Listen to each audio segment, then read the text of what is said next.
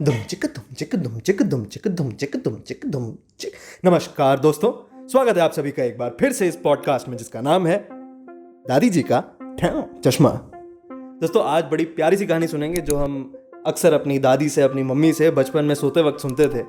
मजेदार, बहुत छोटी सी और बहुत ही क्यूट सी कहानी है जिसमें एक बहुत चालाक आदमी होता है और एक राजा होता है। आइए बिना किसी देरी के शुरुआत करते हैं इस मजेदार सी कहानी को जिसका नाम है फांसी की सजा। ठिडिश ठिडिश ठिडिश ठिडिश। हाँ, ये कर लो पहले। बड़े लोग हैं, पहले ऐसे करते होंगे। फांसी की सजा। एक राज्य में एक क्रूप व्यक्ति रहता था। मतलब एक बड़ा सा राज्य था, उसमें एक बदसूरत सा आदमी जो अच्छा नहीं दिखता होगा वो रहता था। सभी लोग उसको मनहूस कहते थे। वो देखो, मनहूस जा रहा है। अरे मनहूस अंकल आप कहाँ जा रहे हो? अरे इससे क्या बात करते हो, ये तो वैसे ही मनहूस आदमी है। एक दिन राजा ने सोचा, क्यों ना इस बात की परीक्षा ली जाए। क्या सचमुच सुबह सुबह इसकी सूरत देखने वाले को रोटी नसीब नहीं होती? आजमाने में तो कुछ नहीं जाता। चलिए आजमा कर देख लेते हैं। राजा ने उसे बुलाया और सम्मान से अपने बगल वाले कमरे में ठहरा लिया। उस दिन उसकी खूब खातिर करी। दूसरे दिन राजा सोकर उठा तो सबसे पहले उस मनहूस के कमरे में जाकर उसका चेहरा देखा। आहा, सामने मनहूस जी, यहां राजा जी। मनहूस भाई, तेरे भी क्या जबरदस्त दिन निकले हैं। संयोग से उस दिन राजा काम काज में इस प्रकार उलझा कि उसे उस दिन दोपहर तक खाना खाने का भी वक्त नहीं मिला। दोपहर बाद उसे फुर्सत मिली तो वो खाना खाने बैठा, मगर अभी उसने रोटी का पहला कौर मुंह में डाला ही था, वो भी डालते डालते रह गया कि उसे खबर मिली, महाराज महारानी सीढ़ियों से गिर गई है। राजा खाना छोड़कर रानी की खबर लेने भागा भागा वहां पहुंचा। अब ये सब पूरा दिन करते करते रात हो गई। रात को जैसे ही उसे फुर्सत मिली तो उसने सोचा कि लोग ठीक ही कहते हैं, ये सुबह सुबह इस मनहूस का चेहरा देखा था, उसी वजह से मुझे खाना नसीब नहीं हुआ। समझदार हो गई है मेरी प्रजा। उसने फौरन हुक्म दिया,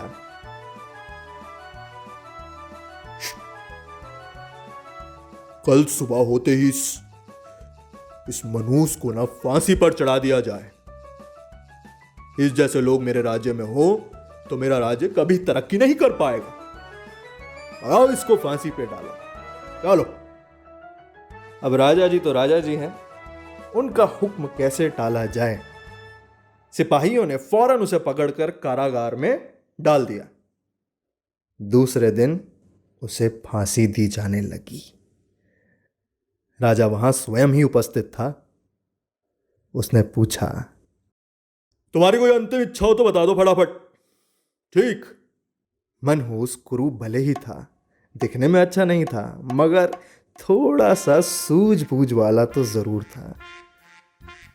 उस आदमी की बुद्धि तेज थी, समझदार था। वो बोला, अब महाराज, मेरी अंतिम इच्छा प्रजा को एक भेद की बात बताने की है, तो आप अगर मुझे मौका दे तो मैं आपको भी बात बता दूं और प्रजा को भी बता दूं।